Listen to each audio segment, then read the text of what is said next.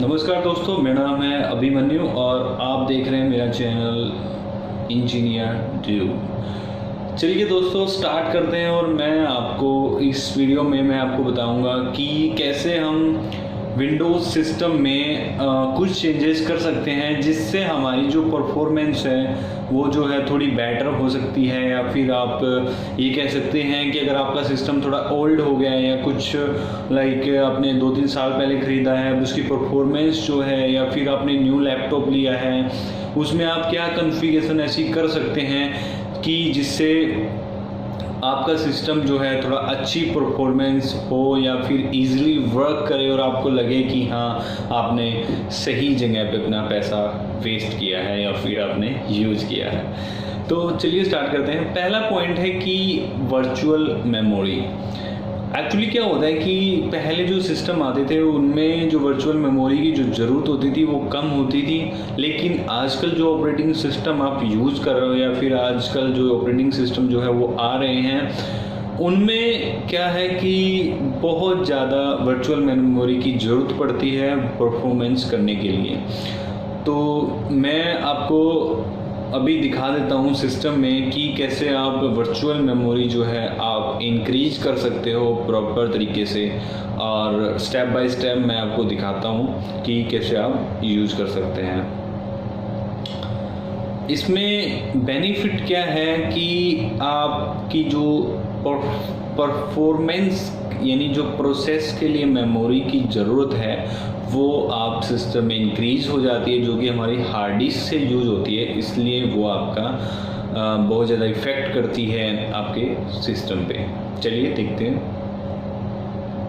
तो आप अपने माई कंप्यूटर में जब आप ओपन करोगे तो यहाँ पे आपको सिस्टम प्रॉपर्टीज़ में आप जब जाओगे तो यहाँ पे जो आपका एडवांस सिस्टम सेटिंग जो आपको शो कर रहा है इसको ओपन कीजिए और यहाँ पे आपको जाना है एडवांस में। एडवांस में आप जाओगे, फर्स्ट ऑप्शन परफॉर्मेंस में visual effect processor scheduling memory use and virtual memory जो आपको यहाँ पे दिख रहा है आप देख सकते हो। तो यहाँ पे मैं सेटिंग में जाता हूँ और एडवांस में फिर से एडवांस में जाता हूँ और यहाँ पे आप देख सकते हो वर्चुअल मेमोरी। तो इसमें आपको यहाँ पे जाना है चेंज में। यहाँ पे देखिए मैंने कुछ सेट की हुई है जो कि जैसे कि आप यहाँ पे देख सकते हो। तो अब जैसे आप यहाँ पे देख सकते हैं कि मैंने यहाँ पे जो पेजिंग ये मैंने सेट की हुई है 4096 का, मैं आपको लॉजिक बताऊंगा, डोंट वरी। तो जैसे ही मैं यहाँ पे चेंज के लिए आता हूँ तो यहाँ पे आपको ये वाला ऑप्शन नहीं मिलेगा, यहाँ पे आपको ऑटोमेटिक ये वाला ऑप्शन मिलेगा। लाइक इस तरह से आपके पास विजिबल होगा, ये सब कुछ भी नहीं ब्लैंक होगा, ये सब कुछ ब्लैंक होगा। और यहाँ पे आपको ये देखिए मिनिमम अलाउड 14 MB और recommended 5946 MB and currently located is 4096 MB। That means कि अब यहाँ पे एक लॉजिक आपको लगाना होगा कि आप कितनी मेमोरी आपके सिस्टम यानी कितनी रैम आपके पास है। तो इसमें क्या है, अब एक सिंपल सा लॉजिक है जो कि है, अब मैं एक सिंपल सा है जिसके थ्रू मैं मैनेज लाइक मैं वर्चुअल मेमोरी जो है अपग्रेड करता हूँ या फिर उसको इंक्रीज करता हूँ या फिर जो भी मेरे को चेंजेस करते हैं वो इसके बिहाफ पे मैं करता हूँ। तो यहाँ पे मैं एक GB का मैं रखता हूँ और उसमें अगर जितनी मेरी रैम है मैं उसी के हिसाब से उसमें मल्टीप्लाई करता हूँ। अगर आपकी रैम जो है 4 है तो आप 4 से मल्टीप्लाई कीजिए, आपकी रैम 16 है तो 16 से कीजिए, और फिर अगर आप 8 GB रैम यूज़ कर रहे हो, जितनी भी आप रैम यूज़ कर रहे हो आप उसके हिसाब से इसको मल्टीप्लाई कीजिए। और जो आप उसी के हिसाब से मैनेज कर सकते। मैंने यहाँ पे 4 GB मैं यूज कर रहा हूँ तो इतना मेरा बनता है जो कि मैंने यूज किया हुआ। अगर आप ज़्यादा करोगे तो सिस्टम आपका हैंग करेगा।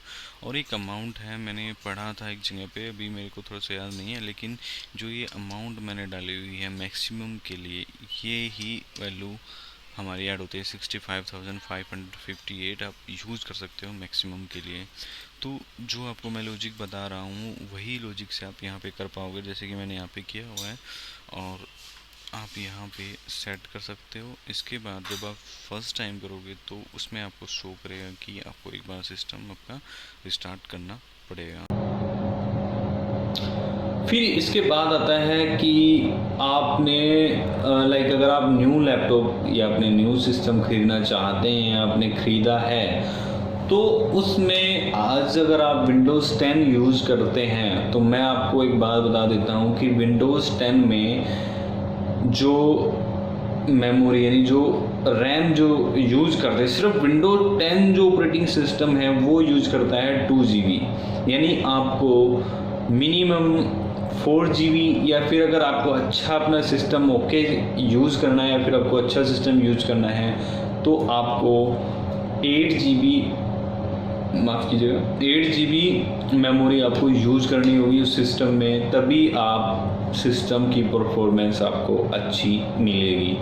और फिर इसके बाद आता है कि सॉफ्टवेयर अपडेशन, यानी कि आपके सॉफ्टवेयर जो हैं वो अपडेट होने चाहिए। हर एक सॉफ्टवेयर आपका अपडेट होना चाहिए, और ख़ासकर विंडोज़ के जितने भी अपडेट आते हैं वो सारे अपडेट आपके अपडेट्स होने चाहिए। और आपको फिर उसके बाद आता है टेम्प मेमोरी। अब आपको ना जितने आप यूज़ करते हैं या फिर आपको जितने एप्लीकेशन आप यूज़ करते हो, आप यानी अगर आप इंटरनेट यूज़र हो और आप यूज़ कर रहे हैं इंटरनेट बहुत ज़्यादा, ब्राउज़र्स में आप बहुत ज़्यादा डेटा यूज़ कर रहे हो, तो उस केस में आपको बहुत ही ज़रूरी है कि आप डेली बेसिस पे अपनी टेम्प फाइल डिलीट करें, ताकि वो जंग ना हो उनमें और ना ही वो आपके हार्ड डिस्क में स्टोर हो। फिर उसके बाद आता है एंटीवायरस। एंटीवायरस बहुत ही इम्पोर्टेंट लाइक सब्जेक्ट है, या फिर बहुत ही इम्पोर्टेंट एक पार्ट है नेटवर्किंग या आईटी में, जो कि बहुत कुछ डिपेंड करता है एंटीवायरस पे। आपके सिस्टम में एंटीवायरस होना चाहिए और वो भी अपडेटेड होना चाहिए। और आजकल अगर मैं विंडोज़ की बात करूँ तो उसमें विंडोज़ डिफेंडर होता है जो कि इनबिल्ट होता है विंडो की तरफ से। अगर आप कोई परचेज़ नहीं कर सकते हैं या फिर आप नहीं करना चाहते हैं तो आप उसको भी यूज़ कर सकते हैं, बट उसको भी आपको हर टाइम अपडेट रखना होगा, तो ही आप सिस्टम की एक अच्छी परफॉर्मेंस पा सकते हैं। और आपको तरह तरह की यूएसबी स्टोरेज या कोई हार्ड डिस्क या फिर वायरस वाला फ़ोन आप कनेक्ट नहीं करना चाहिए अपने सिस्टम से, ताकि आपका सिस्टम जो है वायरस फ्री रहे। एक तो ये हो गया, एक हमारा, मैं आपको दोबारा से क्लियर करा देता हूँ, एक virtual memory, system RAM, Windows software update, antivirus update, ये आपकी 4 चीज़ें तो बेसिक हैं जो आपकी अपडेट होनी चाहिए। अब उसके बाद थोड़ा सा हाई लेवल पे मैं आता हूँ, तो जो कि हम मैं एज ए आई टी काम करता हूँ तो मेरे को पता है। तो अगला स्टेप है 5, जिसमें आता है आपका अनवांटेड प्रोसेस, यानी जो अनवांटेड प्रोसेस है जिनको आपको यूज़ ही नहीं है वो आपको अपने सिस्टम से बंद करनी होंगी, ताकि आपकी अनयूज़ यानी आप जब आपकी फ्री मेमोरी में बेवजह यूज़ ना हो वो आपको बंद करनी होगी। वो मैं आपको भी ऑनलाइन स्क्रीन पे दिखा देता हूँ कि कैसे आपको बंद करनी है। चलिए देखते हैं। इसमें आपके दो तरीके हैं जिससे आप अपने सिस्टम में अनवांटेड प्रोसेस जो हैं वो सब आप बंद कर सकते हैं। वो मैं आपको दिखा देता हूँ। पहला है कि आप टास्क मैनेजर में जाके आप देख सकते हैं कि जो ये प्रोसेस हैं, यानी कि देखिए आप क्रोम की अभी मेरी कितनी प्रोसेस चल रही हैं, और एक प्रोसेस मेरी 2 लाख समथिंग के भी मतलब किलोबाइट की जो हैं मेरी स्पीड ले रखी है इन्होंने। और आप परफॉर्मेंस आपको दिखाऊँ, मेरी रैम इतनी यूज़ हो रही है और इतनी फ्री पड़ी हुई है। तो यहाँ पे आप देख सकते हो कि जो प्रोसेस हैं वो अब इनको अगर मैं इन सब क्रोम को क्लोज कर दूँ और दोबारा क्रोम को स्टार्ट करूं तो आपका सिस्टम या आपका क्रोम बहुत ही अच्छा रिस्पॉन्स करेगा और बहुत अच्छा ये वर्क करेगा। फायरफॉक्स की यहाँ पे मेरी 2 प्लेट्स 2 टैब्स है ओपन है जो कि यूज़ हो रही है। ये देखिए आई ट्यून्स हेल्पर। अब मैं इसको यूज़ ही नहीं करता, मेरे को इसकी ज़रूरत नहीं है, तो आप इसको एंड प्रोसेस कर सकते हैं। ये देखिए MP3 स्काइप रिकॉर्डर हो गया, ये जो आपको ज़रूरत नहीं है, आप यहाँ पे देख सकते हैं कि उसको आप यहाँ से बंद कर सकते हैं, जो आपको ज़रूरत नहीं है।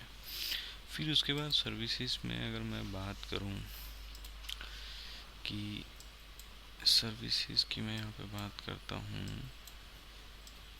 ये देखिए आप इसमें से आप देख सकते हैं कि कौन सी सर्विस आपके लिए ज़रूरी है, कौन सी सर्विस या कोई सॉफ्टवेयर ऐसा है जो आपको ज़रूरत ही नहीं है बट वो फिर भी रन कर रहा है। ये देखिए स्टॉप रनिंग, आप यहाँ से भी उसको स्टॉप कर सकते हैं और वो आप चेंजेस इसमें कर सकते हैं, जो कि बस एक माइक्रोसॉफ्ट की सर्विसेज जो हैं वो मत बंद कीजिएगा, बाकी आप सारी सर्विस जो हैं बंद कर सकते हैं। उससे आपकी परफॉर्मेंस में बहुत ज़्यादा जो है इफ़ेक्ट होगा, guaranteed.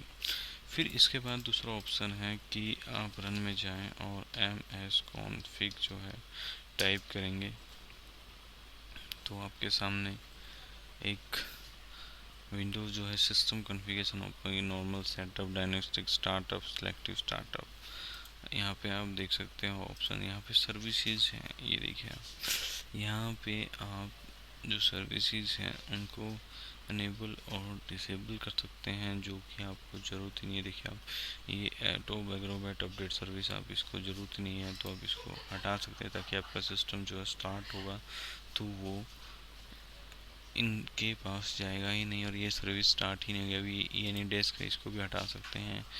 Apple mobile device service है, ये भी आप बंद कर सकते हो, ज़रूरी नहीं है कि ये चलती रहे। मतलब ऐसी बहुत सारी सर्विसेज हैं जो आप हटा सकते हो। यहाँ से आप एक ऑप्शन दिया जाता है, ये देख सकते हैं आप स्क्रीन पे, हाइड ऑल माइक्रोसॉफ्ट सर्विस। अगर आप इसको कर दोगे तो सिर्फ आपको वो सर्विसेज दिखेंगी जिनको आप प्रॉपरली देख सकते हैं और जिसको आप चाहते हैं रिमूव करना वो आप हटा सकते हैं। अगर मैं स्टार्टअप की बात करूं तो स्टार्टअप में ये अभी फ़िलहाल यहाँ पे जो आपको दिखाएंगे वो सब आपको यहाँ पर, अब मैं जैसे BitTorrent मेरे को नहीं चाहिए, मैंने हटा दिया यहाँ से। ये नहीं चाहिए मेरे को, जो आपको नहीं चाहिए, iTunes मेरे को नहीं चाहिए, मैं हटा देता हूँ यहाँ से। जो आपको जैसे यहाँ पे नहीं चाहिए तो आप वो सर्विस जो है हटा सकते हैं और ये बहुत ही ज़्यादा इम्पैक्ट करती हैं आपके सिस्टम पे। चलिए बाकी की सर्विसेज जो हैं वो देखते हैं। Thank you.